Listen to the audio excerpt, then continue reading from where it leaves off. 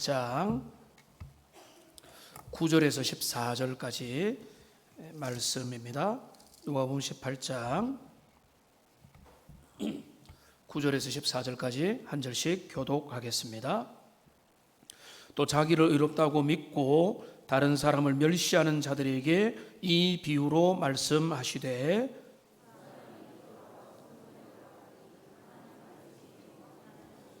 바리새인은 서서 따로 기도하여 이르되, 하나님이여, 나는 다른 사람들 곧 토색 불의 간음을 하는 자들과 같지 아니하고 이 세리와도 같지 아니함을 감사하나이다. 세리는 멀리 서서 감히 눈을 들어 하늘을 쳐다보지도 못하고 다만 가슴을 치며 이르되, 하나님이여, 불쌍히 여기소서, 나는 죄인로소이다 하였느니라. 내가 너희에게 이르노니 이에 저 바리새인이 아니고 이 사람이 의롭다 하심을 받고 그의 집으로 내려갔느니라. 무릇 자기를 높이는 자는 낮아지고 자기를 낮추는 자는 높아지리라 하시니라. 아멘. 우리 한번 인사하고 말씀을 듣겠습니다. 주의 말씀을 사랑합니다. 한번 인사하겠습니다. 말씀 사랑하는 것이 신앙생활 건강하게 하는 가장 확실한 길입니다. 또한 우리 신앙생활에 있어서 아주 유용한 것이 있다면 그거는 기도 생활입니다. 기도는 신자의 특권이고, 기도는 영적인 비밀의 세계가 열리는 관문이고, 기도를 통해서 우리의 영안이 열리고 하나님의 모든 것들을 깨닫게 되는 그런 신비한 은혜의 사건입니다. 그래서 우리의 믿음의 선조들은 기도는 영혼의 호흡이다 라고 하는 말을 입에 달듯 살아왔습니다. 제가 감히 그런 자격은 없지만 저는 그거를 자주 아무리 생각해도 바꾸어야 되겠습니다. 기도는 영혼의 호흡이 아닙니다. 기도가 영혼의 호흡이라면 많은 사람들이 호흡도 안 하고 어떻게 그렇게 잘 살고 있습니까? 물론 기진맥진하지만, 그래서 아무리 생각해 기도는 영혼의 호흡이 아니고 기도는 영혼의 운동이라고 보는 게 훨씬 더 성경적인 것 같아요. 물론 제가 나름대로 정리를 한 거지만은, 왜 기도는 영혼의 운동인가 하면, 우리가 나이가 들수록 몸이 불편할수록, 그리고 우리가 운동을 하면 할수록 우리의 몸이 보존되고 관리되고 더 모든 기능이 원활해지는 것처럼, 우리가 기도하면, 기도의 자리에서 벗어나지 않으면 우리의 신앙생활은 더 하나님 앞에 가장 건강한 모습을 띌 수 있기 때문에, 기도는 영혼의 호흡이라기보다는 영혼의 운동이다.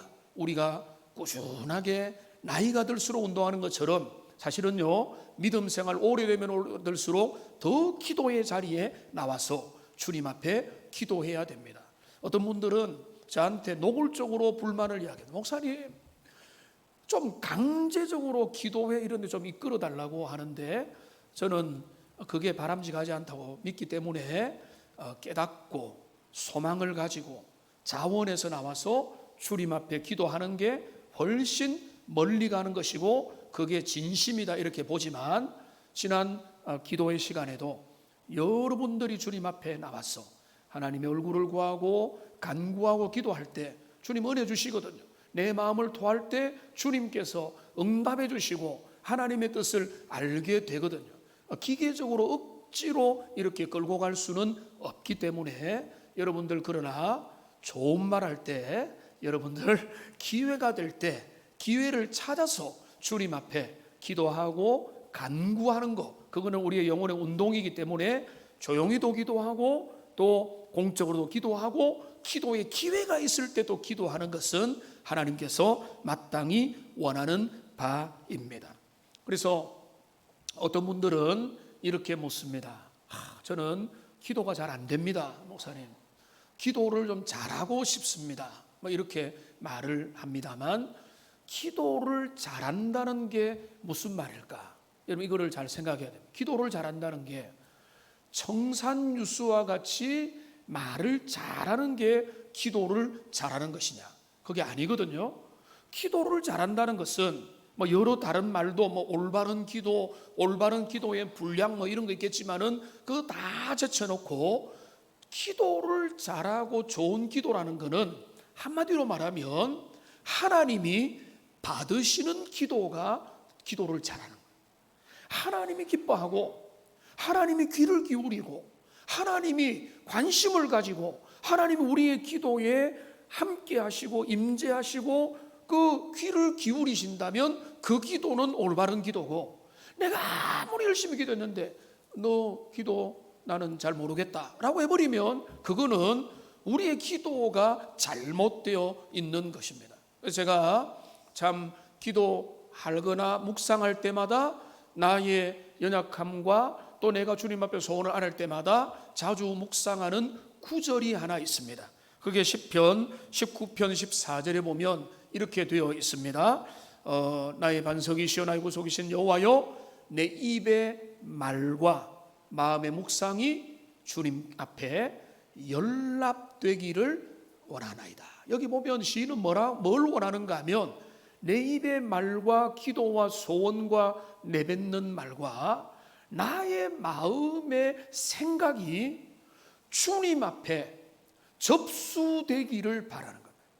그러니까 주님이 그 마음과 기도에 내뱉는 말을 접수하기만 하면 그거는 좋은 기도인 것입니다.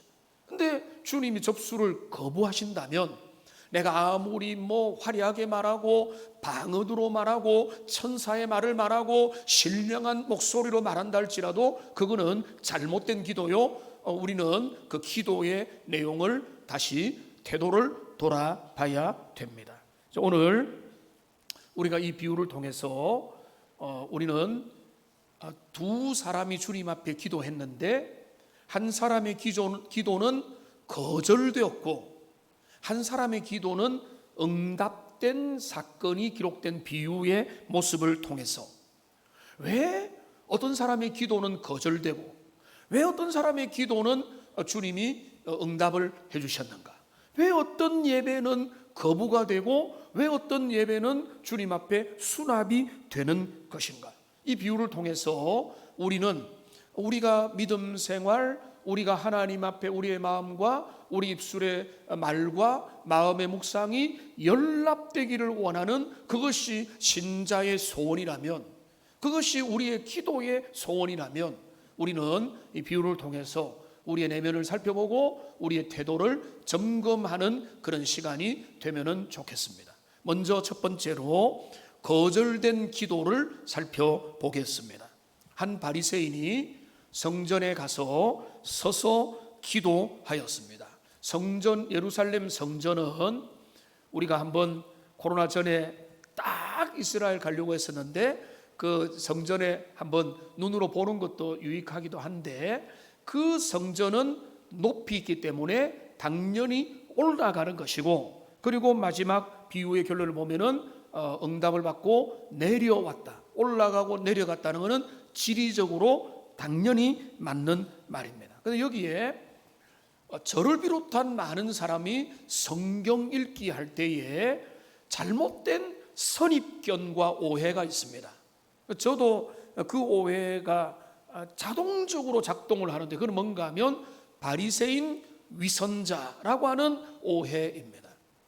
당시의 바리새인은 그런 등식이 성립 자체가 안 됐습니다. 당시의 바리새인은 가장 신앙생활 잘하는 사람, 그러니까 바리새인이라는 것은 제일 신앙생활 열심히 하는 사람의 일컬어서 바리새인이고, 그들은 존경을 받고 우리들보다 훨씬 더 모범적인 신앙생활하는 사람이 바로 바리새인이었기 때문에 우리가 오늘날 예수님이 그들을 많이 정죄했고 비판했기 때문에 그 시각으로 바리새인을 보니까 나쁜 놈이 올라가네, 외식자가 올라가네 이렇게 생각하는데 그게 아니고 오히려 정반대입니다.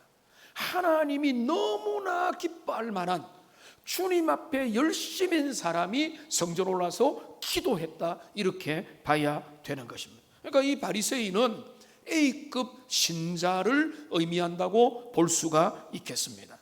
사회적 종교적인 존경의 대상이 되었던 분이 성전에 올라가서 기도하는데, 그런데 그가 서서 따로 기도를 하고 있습니다. 이것도 오해입니다. 서서 기도하는 게 교만의 징표가 아닙니다. 이스라엘의 성전과 회당을 보면은 우리처럼 이런 의자가 최근에는 좀 생기기 시작했을지 모르겠지만 원래는 의자 좌석이라는 게 없습니다. 그러니까 기도를 할 때 서서 하거나 바닥에 앉거나 무릎 꿇어서 하는 거 두 가지 방법이었고, 우리가 지금 착석을 해서 좌석에 앉아서 하는 기도는 원래 없습니다. 그리고 서서 기도하는 것은 익숙한 기도의 형태입니다. 그 자체가 잘못된 것은 아닙니다. 그러면 그 문제는 뭔가 하면 다른 데 있습니다. 이 바리새인의 그 문제는 그가 서서 기도한 것도 아니고, 그리고 그가 지금 바리새인이기 때문에 주님 앞에 거절된 것도 아닙니다. 오늘 이 비유를 예수님이 말씀할 때 바리새인이 올라갔고 세리가 올라갔다라고 하면은 이스라엘 사람들은 당연히 어떤 생각을 했는가 하면 바리새인들이 주님의 인정을 받아야 되고 세리는 죄인이기 때문에 거절돼야 된다고 하는 생각들이 보편적인 그 상황 가운데서 우리 주님의 비유는 거꾸로 역설을 말하는 것입니다. 당연히 인정받을 만한 바리새인이었던 이 사람의 기도는 우리 주님이 거절하셨고, 마땅히 거절될 거로 여겼던 사람의 기도를 우리 주님이 받아주셨다는 그 역설에 있는 거지, 바리새인은 외식자고 위선자고 회칠한 무덤이니까 그들은 잘못된 사람, 이렇게 보면 안 되는 것입니다. 신분과 직업의 문제가 아닌 것입니다. 그가 얼마나 오래 믿음 생활을 했기 때문에 그 자체가 문제가 아니라 오히려 뭔가 하면 이 바리새인이 가지고 있는 그의 태도의 문제가 있었습니다. 이 사람의 문제인 것입니다. 바리새인 중에도 주님 앞에 올바로 믿음 생활하는 사람이 얼마든지 있을 수 있고, 그들 중에도 신실한 유대인들도 얼마든지 있을 수 있기 때문에 오늘 바리새인의 기도를 주님이 거절한 게 아니고 바리새인이었던 이 사람이 가지고 있었던 마음의 잘못된 생각을 우리 주님은 그것은 참된 기도가 아니라고 거절을 하신 것입니다. 그가 어떤 생각을 가지고 있습니까? 오늘 9절을 보시면 비유로 들어가면서 이렇게 말합니다. 자기를 의롭다고 믿고 다른 사람을 멸시하는 자들에게 이 비유를 말씀하십니다.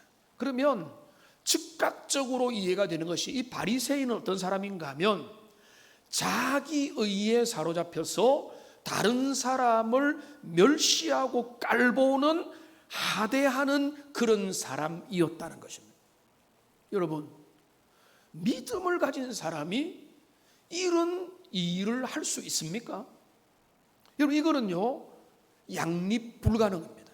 왜 양립 불가능인가 하면 우리가 몇 주 전에 살펴본 대로 하나님의 은혜는 어떤 건가 하면 1만 달란트 빚을 탕감받은 게 은혜인 것입니다. 그러면 그 탕감받은 은혜를 받은 사람은 옆 사람, 다른 사람을 어떻게 보죠? 절대로 경멸하면서 볼 수가 없는 것입니다. 그런데 이 사람은 위로부터 받은 주님의 은혜와 용서에 대한 감각이 그에게는 없습니다.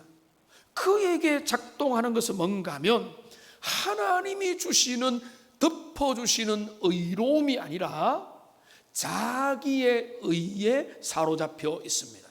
자기의, 나는 괜찮다, 나는 의롭다, 나는 저 사람들보다 나쁘지 않고 나는 나름대로 열심을 다하고 헌신도 하고 수고도 하고 노력도 하고 나는 내 앞가림을 나름대로 하고 있다. 근데 저 사람 뭐냐? 이렇게 되는 거죠.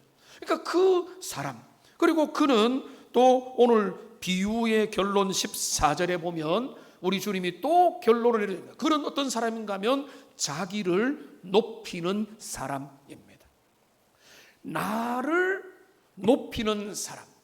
이게 바로 이 바리새인. 자기를 의롭다고 여기고 다른 사람을 깔보며 그리고 나를 높이고 그리고 교만한 사람. 그러니까 이 바리새인은 그런 사람인데 그가 기도를 시작합니다.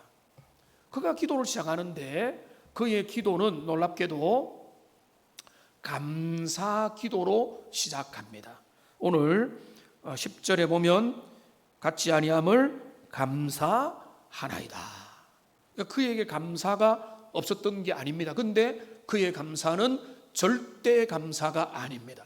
그의 감사는 어떤 건가 하면 그는 두 가지를 감사합니다. 하나는 이런 사람이 아닌 것을 감사하고 하나는 내가 이런 일들을 잘 할 수 있게 된 것을 감사하고 있습니다. 먼저 첫 번째로 그는 내가 범죄하는 자들의 무리에서 벗어나게 된 것을 감사하고 있습니다. 토색, 불의, 간음하는 자들과 같지 아니함을 그는 감사하고 있습니다. 그러니까 당시에 질이 좋지 못한 사람들, 행실이 좋지 못한 사람들과 어울리지 않고 따로 떨어져서 나는 구별된 생활을 합니다. 여러분 시편 1편에서 복된 사람의 특징을 말하면서 악인의 꾀를 따르지 않고 죄인의 길에 서지 않고 오만한 자의 자리에 앉지 아니하는 사람이 복되다고 했는데 어쩌면 이 사람은 나는 그 그룹에 끼지 않고 있습니다. 나는 술자리도 멀리하고 나는 죄인들과 쾌락을 즐기는 사람에게서 비껴나 있습니다. 나는 그 길을 나는 거리두기를 하고 있습니다라고 그렇게 스스로 감사하고 있습니다. 그러니까 그는 상대적인 비교를 하고 비교하여 그는 나는 그들보다 더 낫다라고 스스로를 자리매김하고 있는 것입니다. 그리고 그는 마지막에 이렇게 말합니다. 이 세리와도 같지 아니함을 감사합니다. 세리는 어떤 사람으로 악명이 높았는가 하면 당시에 토색이 거기에 해당됩니다. 토색은 뭔가 하면 강제적으로 빼앗는 거거든요. 그러니까 세금에다가 플러스를 시켜가지고 사람들 등골을 빠지게 만들었으니까 이 세리들이 악명이 높았으니까 나는 저 짓도 하지 않다 하고 그 세리와도 대비하여 비교를 하고 있는 것입니다. 그리고 또 하나는 뭡니까? 그는 적극적으로 실천하고 있는 것들을 말합니다. 우선은 그는 일주일에 2번 금식을 하고 있다고 말합니다. 여러분 일주일에 한 번이라도 금식하는 분 계세요? 여러분 금식을 규정하는 구약의 율법을 보면은 대속죄 이래 1년에 한 번 의무적으로 모든 하나님의 사람들은 금식할 것을 선포하고 나머지는 다 자원하여 필요를 따라 하는 것으로 되어 있습니다. 그런데 이 사람 보세요. 얼마나 열심히 있는지 그는 일주일에 2번이나 자원하여 금식을 합니다. 금식의 큰 목적은 2가지거든요. 내가 끼니를 굶어서 우리의 목적은 뭡니까? 금식이죠. 다이어트. 그런데 원래 종교적인 금식의 큰 2가지 목적은 하나님 앞에 영적인 감각을 되찾는 것과 그 다음에 구제와 또 이웃을 위하여 섬기기 위하여 내가 음식을 아껴서 그걸 가지고 섬기고 헌신하고 다른 사람을 돕는 쪽으로 이렇게 사용이 될 수 있는데 이 사람은 일주일에 2번이나 금식을 하고 그 다음에 소득의 11조를 했습니다. 여러분 정죄하는 거 아닙니다. 여러분 뭐 부끄럽게 생각할 수도 있고 당당하게 생각할 수도 있지만은 여러분들 중에 어느 정도 생각이 있으면은 내가 헌금은 해야 되겠고 11조도 해야 되겠는데 내가 온전한 소득의 11조가 아니라 내가 적당하게 내 기준을 따라서 아주 어떤 의미에서는 최소화시켜서 11조를 하는 사람도 있을 수도 있고 11조를 못하기 때문에 11조라고 생각하면서 나름대로 하기도 하는 사람도 있을 수도 있습니다. 11조를 제가 강요하지 않는 것은 그것도 믿음으로 주님 앞에 고백하는 반드시 하면은 좋지만은 그것이 뭐 구원의 조건도 아니고, 그거는 은혜 받은 자가 주님 앞에 물질이 주님의 것임을 인정하기 때문에 드리는 믿음의 고백이기 때문에 다 믿음으로 선언하면서 그 일을 하는 건데, 오늘 이 사람 보세요. 이 사람은 소득의 11조, 이건 뭔가 하면 제대로 된 11조를 하는 사람이었다는 것입니다. 자, 그런데 여러분, 이 사람이 지금 내가 죄악에서 떠나서 의로운 삶의 무리 가운데서 속해 있고, 내가 금식도 하고 11조 생활도 하는 거, 이것을 여러분 우리 주님이 문제로 삼습니까? 여러분, 그게 아닙니다. 오늘 이 바리새인의 기도가 주님 앞에 거절된 것은 그의 기도에 포함되지 않는 것 때문에 그렇습니다. 그의 기도에는 결정적인 것들이 없습니다. 그거는 뭔가 하면, 그의 기도에는 하나님의 은혜 아니면 내가 주님 앞에, 거룩한 주님 앞에 설 수 없다고 하는 그 겸손한 마음이 그에게 사라졌습니다. 그에게 없는 것은 나는 주님의 은혜가 필요한 사람입니다라고 하는 그 갈망, 그 주님 앞에 겸손한 죄인됨에 대한 고백, 이것이 그에게 없는 것입니다. 왜냐하면 그는 자기를 높이고 자기를 의롭다고 믿고 나는 이 정도면 괜찮다라고 여기는 그런 사람이었기 때문에 그런 것입니다. 여러분, 기도의 본질은 절대자 앞에 다른 어떤 존재도 쳐다보지 않고 내 내면과 영혼이 서게 되는 게 기도의 제일 본질입니다. 그런데 이 사람은 그가 주님 앞에 기도하는 것 같지만은 그는 자기 의와 자기 기준과, 그 다음에 심각한 것은 상대 평가를 하여서 그는 기도하고 있는 것입니다. 그는 이렇게 말합니다. 내가 저 못된 사람들, 저 연쇄 살인범, 강간범, 그 테러리스트, 그 뭐 일제 앞잡이들, 온갖 잘못된 사람들과는 나는 다릅니다. 나는 나름대로 저 수준 낮은 사람들과는 함께하지 않습니다라고 말을 하면서 그는 상대적으로 그들보다는 더 나은 삶의 길을 걸어가고 있음을 주님 앞에 감사하고 있는데, 그런데 여러분, 그가 몰랐던 것은 뭔가 하면 우리는 하나님 앞에 상대 평가해서 인정받는 사람이 될 수가 없다는 것입니다. 우리는 모두가 주님 앞에 절대 평가를 받아야 됩니다. 그러니까 여러분, 우리 동원교회 성도들을 줄 세워서 앞에부터 30명만 주님의 구원의 은혜를 누리고, 그리고 그 30등 안에 들어가지 않으면 우리는 소망이 없다, 이런 거 없습니다. 나는 저 사람보다 좀 나으니까 좀 더 괜찮다, 저 사람은 나보다 못하니까 나는 저 사람보다 좀 더 괜찮으니까, 우리 중에서 1번부터 몇백 번까지 순위를 쫙 매겨서 그 중에 우리 주님이 커트라인을 정해서 그 가운데 우리의 모든 구원의 문제를 해결한다고 이 사람은 생각하고 있었던 것입니다. 우리가 주님 앞에 용납이 되고 그분의 은혜를 받는 것은 우리 중에 누구도, 우리 중에 단 한 사람도 우리 주님의 절대 평가의 기준에서 만족될 사람이 없다는 사실을 여러분 믿으시기 바랍니다. 이거를 우선은 인정을 해야 돼요. 그러니까 바리새인은 그걸 인정을 못했어요. 나는 저 흉악한 사람들보다 나으니까 괜찮다. 그런데 여러분 어떻습니까? 우리 모두는요, 우리 중에 제일 거룩하고 제일 열심을 가지고 제일 겸손하게 보이는 사람이라고 할지라도 그 사람의 원래적인 수준으로 보면은 그는 과락입니다.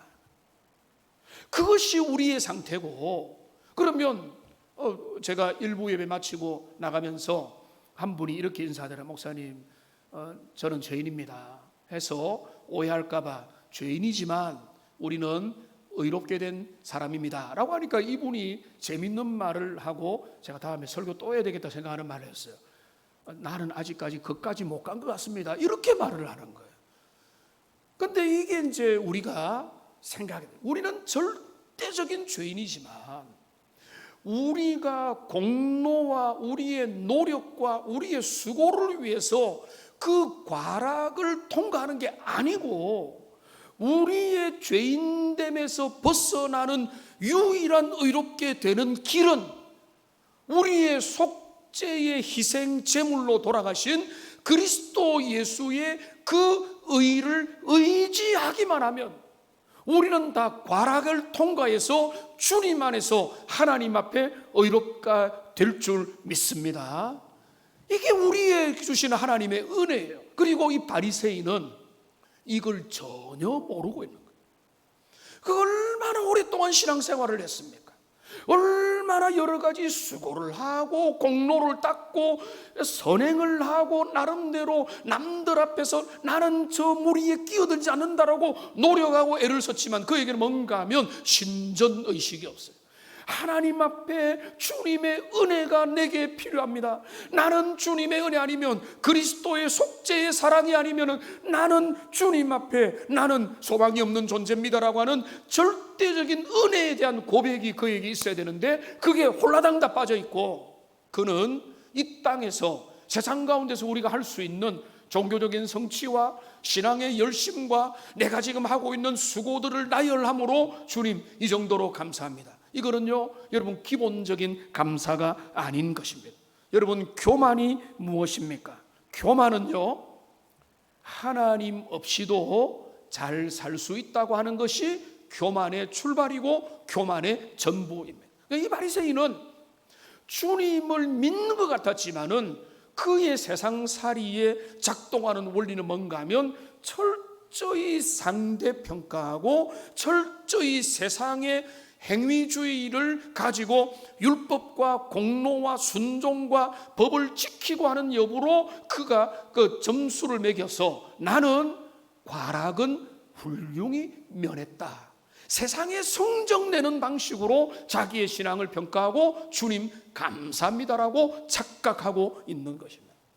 그러니까 우리가 두려워해야 될 것은 내 믿음 생활이 하나님께서 나를 기뻐하시고 인정해 주시는 그 믿음 생활인지, 아니면은 스스로의 자기의에 빠져서 나는 이거 하고 저거 하고 이런 거 하고 저런 거 하니까 나는 과락이 아니야, 나보다 못한 사람 세상에 줄줄이 널려 있는데 나는 이 정도면 괜찮을 거라고 자기의를 주장하면은요 그거는 100이면 100 주님이 거절하시는 기도의 상태인 것입니다.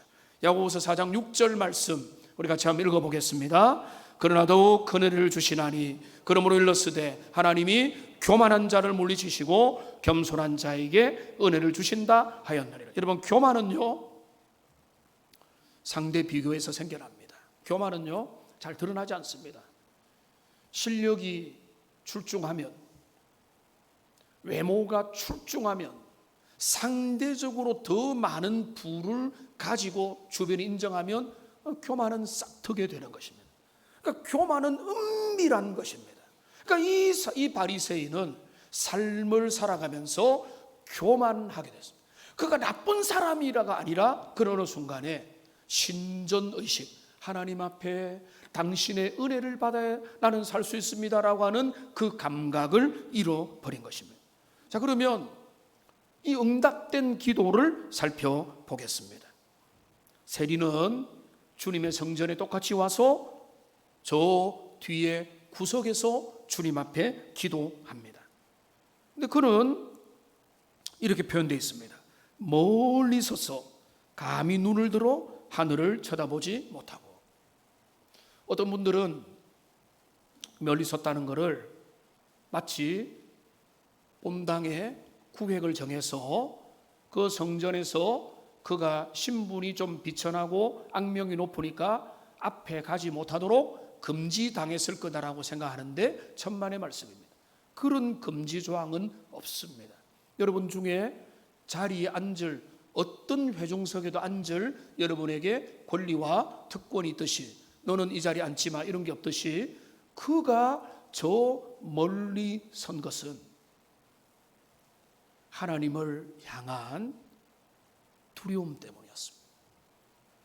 그는 감히 거룩하신 주님 앞에 당당하게 나갈 수 있는 그런 상태가 아니었고, 그러니까 눈을 들어서 빤히 쳐다보지도 못했습니다. 여러분, 부부가 서로 싸움을 했을 때 누구 잘못이 큽니까? 눈을 제대로 못 맞춰보는 사람이 잘못이 큰 겁니다. 지은 죄가 더 크다고 항상 여기면 되겠습니다. 감히 그 눈을 쳐다보지를 못하는 것입니다. 왜 그런가? 그는 지금 여기 본문에는 없지만 우리가 아무리 봐도 이 세리는요, 최근에 따끈따끈한 은혜를 받은 사람, 최근 은혜를 받다 보니까 내가 주님 앞에 얼마나 용서받지 못할 억만 가지 죄악을 저지른 사람인지를 스스로 깨닫게 되니까 주님 앞에 서게 될 때 그분 앞에 당당하게 나가기는커녕 주님 앞에 도무지 얼굴도 쳐다볼 수 없고, 그러면서 그는 가슴을 치면서 주님 앞에 뭐라고 고백하는가 하면은 그 고백의 기도도 간단합니다. 하나님, 나를 불쌍히 여겨주십시오. 나는 죄인입니다. 요 기도만 지금 나와 있습니다. 그러니까 그가 드리는 기도는 뭔가 하면 나를 불쌍히 여겨주십시오. 나는 죄인입니다 라고 기도하고 있습니다. 여러분 보십시오. 이거는 은혜 받은 사람의 전형적인 모습입니다. 초기에 더 많이 일어나는데요, 다른 어떤 것도 주목하지 않습니다. 주변의 어떤 사람도, 내 어떤 사건도, 어떤 일들도 그의 관심의 대상이 아닙니다. 그의 유일한 관심은 오직 심판자, 거룩하신 인생의 모든 것들을 주관하시는 하나님의 얼굴만을 바라보면서 주님 앞에 단독자로 지금 서 있는 것입니다. 주변의 문제, 세상살이의 문제가 중요한 게 아니라 내가 주님의 거룩하신 주님 앞에 설 수도 없는 그런 연약한 존재라는 사실을 그가 절감을 하고 있습니다. 그러니까 그는 오직 주님 그렇게 기도하는데요, 오늘 보면 이렇게 기도합니다. 나를 불쌍히 여겨달라. 근데 이 불쌍히 여겨달라는 말이 묘한 표현입니다. 왜냐하면 신약에 딱 2번만 나오는 특이한 단어인데, 이거는 희생 제물을 연관된 그런 표현입니다. 근데 여러분, 이 성전에서 이스라엘 사람들이 기도할 때 그 순서가 어떻게 되는가 하면 이렇게 됩니다. 먼저는 제사장들이 제사를 집례합니다. 희생 제물을 드리고 그 희생 제사가 끝나고 난 다음에 이제 그 제사장이 퇴장하고 나면 빈 시간대에 성전에 와서 사람들이 기도를 하는 것입니다. 그런데 나를 불쌍히 여겨달라는 것은 어떤 의미인가 하면 나를 대속의 은혜로 나를 이끌어 달라고 하는 것이 강력하게 포함되어 있는 것입니다. 나는 스스로 의롭게 될 수가 없고 내 힘과 내 능력과 내 실력과 내 수준으로는 주님의 의를 만족시켜 줄 수 없으니 그 희생제사로 그 송아지가, 그 염소가 주님 앞에 양들이 드려진 것처럼 주님, 그 희생의 제물을 통해서 나를 새롭게 해달라고, 나를 불쌍히 여겨주시고 나를 간합해달라고 하는 것이 바로 이 세리의 기도였던 것입니다.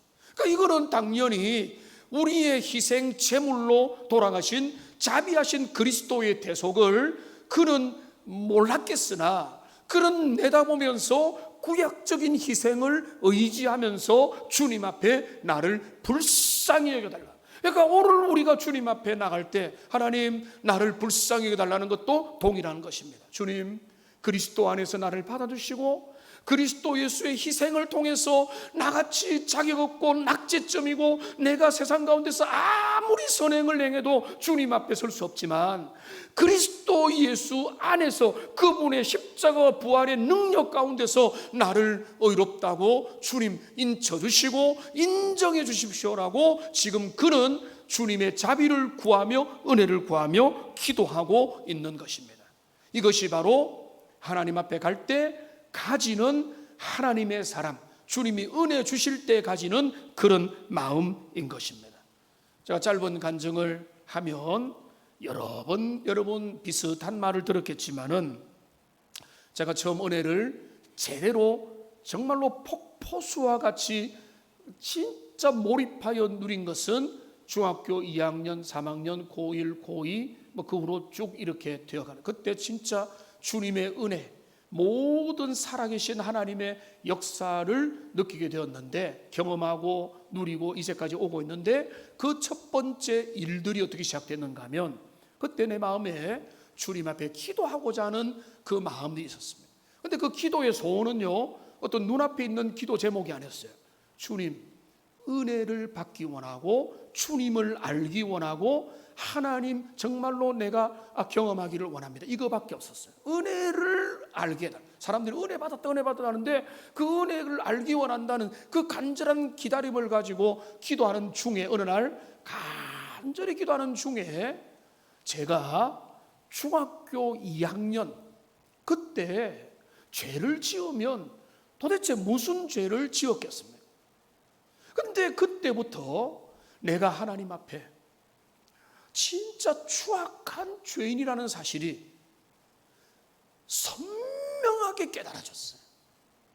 나는 존재 본질로부터 죄악이고, 죄인으로 태어나서 내 하는 생각과 말과 행동과 모든 것들이 하나님의 거룩한 표준에서 보면은 도무지 설 수 없는, 내가 머리끝부터 발끝까지 죄인임이 생각났고, 성령님께서 그걸 깨닫게 하시는데, 그게 공책에 적으면 수두룩 빽빽해서 한 권을 넘을 정도로 수많은 죄악들이, 어릴 때 심지어는 떡볶이가 4개 100원이었는데 하나를 더 먹은 것까지 생각나가지고, 그거를 가지고 주님 앞에 회개시키면서 온갖 죄들을 회개하면서, 그때부터 내 마음에 어떤 생각이 들었는가 하면, 나는 하나님의 은혜가 아니면 살 수 없는, 나는 진짜 죄인이구나라는 게 그때 주님의 은혜 가운데 자각하게 돼요.